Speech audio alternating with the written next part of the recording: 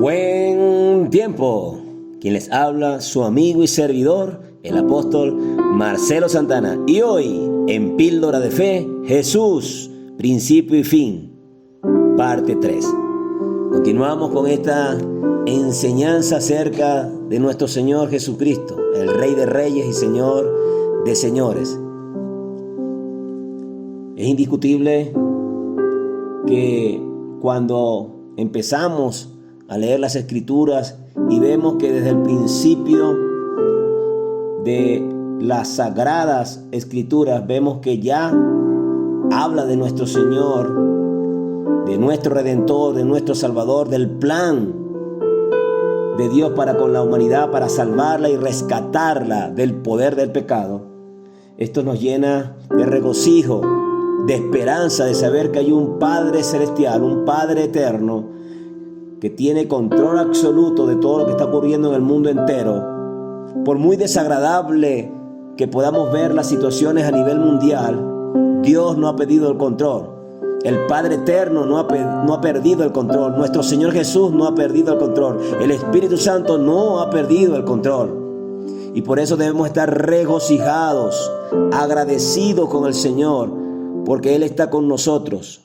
Y si Él está con nosotros, ¿quién contra nosotros? Por eso, mantengámonos firmes en lo que hemos creído. Hemos estado aprendiendo acerca de la Pascua, leyendo el libro de Éxodo capítulo 12, y ahí están los elementos que integran esa celebración, entendiendo que la palabra Pascua en el hebreo es pasar por encima. La palabra hebrea, como ya lo hemos conversado en las grabaciones anteriores, es la palabra pesat. Y la transcripción griega del término arameo para Pascua tiene varias connotaciones, como les hacía referencia. Una de ellas es la fiesta de la Pascua. Estuvimos leyendo en Mateo capítulo 26, versículo 2. Y les recomiendo que lea otros pasajes bíblicos para afirmar y ampliar el conocimiento. Juan capítulo 2, versículo 13, versículo 23. Hace referencia a la fiesta de la Pascua antes a la que leímos en Mateo 26, 2. Esa fue la última Pascua que el Señor celebró, la que leemos en Mateo 26, 2. Pero en Juan capítulo 2, versículos 13 y 23, es una de las primeras que Él celebró ya de adulto. Y así también puedes leer Juan capítulo 6, versículo 4, Juan 11, 55, Juan 12, 1, Juan 13, 1, Juan 18, 39, Juan 19, 14. Y así puedes entonces ampliar el conocimiento. Otra connotación de esta palabra griega, transcrita del arameo, es la cena pascual, que también leímos en Mateo 26, 18 y 19, en la grabación anterior. También significa el Cordero Pascual. Puedes leer, por ejemplo, en Marcos 14, versículo 12. Y el mismo Cristo. Por metonimia hace referencia al mismo Cristo en 1 Corintios capítulo 5, versículo 7, el cual ya leímos. ¿Por qué aprender de esto? Cuando leemos en Mateo capítulo 26, retomando en el versículo 26, dice: y mientras comían, tomó Jesús el pan y bendijo y lo partió y dio a sus discípulos y dijo: tomad, comed, esto es mi cuerpo. Indiscutiblemente no está haciendo referencia a que hay un proceso de transustanciación, como dicen algunas religiones. Eso no es cierto. Porque hay religiones que dicen que los elementos que ellos usan, uno se convierte en la carne de Cristo y la bebida se convierte en la sangre de Cristo. Y eso no es cierto. Esto se hace para recordar, traer a memoria lo que Jesús hizo por nosotros en la cruz del Calvario. Eso es lo que Él quiso decir en esta última Pascua que Él celebró con los discípulos. Y esto se lo reveló al apóstol Pablo en 1 Corintios capítulo 11, versículo 23 en adelante. Pero vamos a concentrarnos en lo que estamos leyendo en Mateo 26. En el versículo 27 ahora dice: y tomando la copa y habiendo dado gracias, les dio diciendo: bebed de ella todos. O sea, le está diciendo: es necesario que todos beban de mi sangre. Es necesario que todos crean en el sacrificio que voy a hacer en la cruz del Calvario. Lo que Él le quería dar a entender a sus discípulos en ese momento. Obviamente ya Él consumó el hecho en la cruz y por eso Él dijo: consumado es. Entonces, cuando leemos allí en el versículo 28, porque esto es mi sangre del nuevo pacto, que por muchos es derramada para remisión de los pecados. Wow, algo importante que hace referencia es esta frase: para remisión de los pecados. O sea, tomen, beban todos, porque esta es mi sangre del nuevo pacto, que por muchos es derramada para remisión de los pecados. ¿Qué significa la palabra remisión en la Biblia? Dice acá, en un sentido fundamental, la remisión de pecados significa enviar los pecados lejos, alejarnos de nosotros. Por eso el salmista decía que se alejaran los pecados de él del cielo al otro extremo. Es una especie de eliminación de los pecados de nuestra cuenta. Cuando tú recibes a Jesús y te arrepientes de tus pecados, hay borrón y cuenta nueva, por decirlo de alguna manera. Por eso el hombre que estaba al lado de Jesús, cuando fue crucificado, uno de ellos dijo: Señor, cuando vengas en tu reino, acuérdate de mí.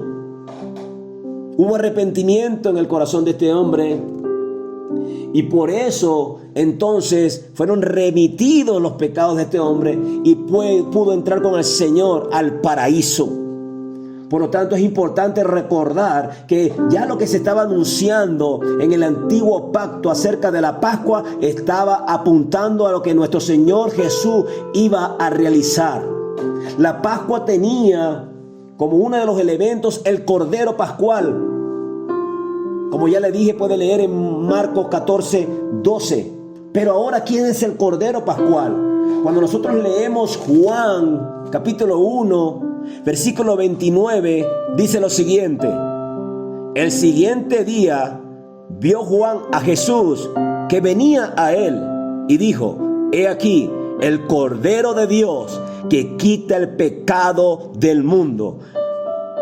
Hay religiones que hablan del Cordero de Dios que quita el pecado del mundo, pero tienen a otros dioses o a otros santos o vírgenes haciendo referencia de que ellos pueden ayudarles o interceder ante el Padre. El único intermediario entre Dios y los hombres es Jesucristo hombre. Es el único que quita el pecado del mundo. Tú puedes leer eso en 1 de Timoteo capítulo 2 versículo 5.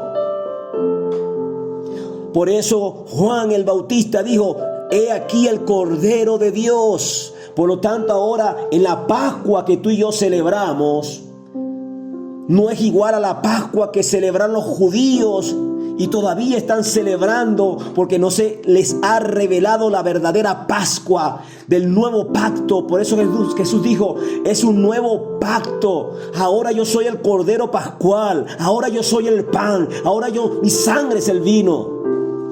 Por eso tenemos que comer y beber de Él. Y eso hace referencia a creer en Él, porque Él vino a morar en nosotros cuando aceptamos por la fe que Él es el Señor y que Dios Padre lo levantó de entre los muertos. Si tú no lo has creído aún, puedes hacerlo en este mismo instante, arrepentirte, recibir a Jesús, aceptarlo, como dice Romanos capítulo 10 versículo 9, Romanos 10, 9. Entonces, para Jesús era importante la Pascua, la celebró, como puedes leerlo en los pasajes bíblicos que te he comentado en Juan capítulo 2, versículos 13 y 23, entre otros. Pero en esto vemos que Él mismo era el Cordero Pascual. Ahora, él hace referencia a que él es el pan del cielo, haciendo alusión al maná que descendía cuando el pueblo de Israel entró en el desierto. Él es el verdadero pan. Y es lo que debemos aprendernos a nosotros, alimentarnos del pan que es Jesús, el verdadero pan del cielo. Porque al comer de ese pan tenemos vida eterna. Cuando nosotros leemos Juan en el capítulo 6, podemos leer lo siguiente. En el versículo 48 dice: yo soy el pan de vida. Él es el pan de vida. Y ese pan de vida se traduce a todo aquel que cree en ese pan de vida en vida eterna. En el capítulo 6 aparece en varias oportunidades la frase vida eterna. Cuando leemos en Juan capítulo 6 versículo 27 dice: trabajad no por la comida que perece, sino por la comida que a vida eterna permanece, la cual el Hijo del Hombre os dará, porque a este señaló Dios el Padre. Y el Hijo del Hombre es Jesús. Cuando leemos en el versículo 40 del mismo capítulo 6 de Juan dice: y esta es la voluntad del que me ha enviado, que todo aquel que vea al Hijo y cree en él tenga vida eterna, y yo le resucitaré en el día postrero.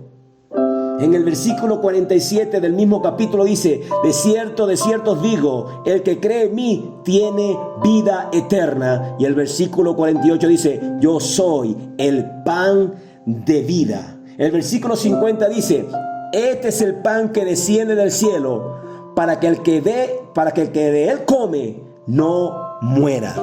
Tenemos que comer de ese verdadero pan que es Jesús.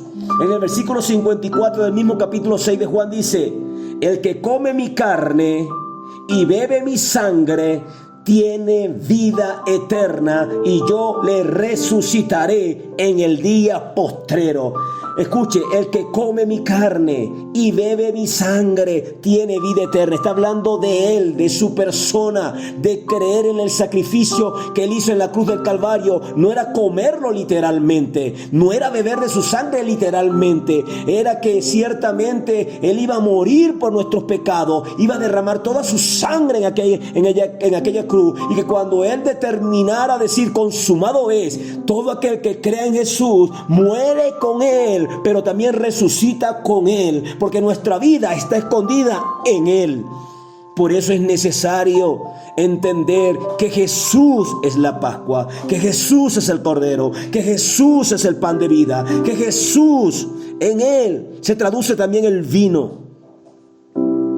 Por eso debemos aprender a hacer memoria de esto, porque así se le reveló al apóstol Pablo cuando leemos 1 Corintios capítulo 11 en el versículo 23. Él dice: porque yo recibí del Señor. Hay una revelación. Él no estuvo en esa última cena en donde estuvo Pedro, Mateo, Juan, Jacobo y cada uno de los discípulos de los 12. Él no estuvo allí. Pero en el versículo 23 de 1 Corintios capítulo 11, versículo 23 dice: porque yo recibí del Señor lo que también os he enseñado, que el Señor Jesús, la noche que fue entregado, tomó pan, y habiendo dado gracias, lo partió y dijo: tomad, comed, esto es mi cuerpo que por vosotros es partido, haced esto en memoria de mí. Así que cada vez que nosotros tomamos ese pan sin levadura, lo hacemos recordando por lo que Jesús pasó y por lo que él hizo para salvarnos y redimirnos de los pecados. Asimismo tomó también la copa después de haber cenado, diciendo: esta copa es el nuevo pacto en mi sangre, haced esto todas las veces que la bebieres en memoria de mí. Cada vez que tomemos el mosto de uva, debemos recordar lo que Jesús hizo en aquella última Pascua. Y esa una transición de pasar de la Pascua judía a la Santa Cena que llamamos nosotros la Iglesia de Jesucristo, o la Pascua de la Iglesia, por decirlo de alguna manera. para recordar lo que Jesús hizo por nosotros. Por eso el versículo 26 dice: así pues, todas las veces que comieres este pan y bebieres esta copa, la muerte del Señor anunciáis hasta que Él venga. ¿Alguien lo está esperando? Como acabamos de leer en varios de los versículos del capítulo 6 de Juan, Él nos da vida eterna. Continuaremos con esta enseñanza que es extensa, pero es jugosa, porque seguiremos conociendo al Señor a través de la tipología y el antitipo que aparece en el Nuevo Testamento, para que sepamos que Él es el principio y que Él es el fin, y que nada hay fuera de Él.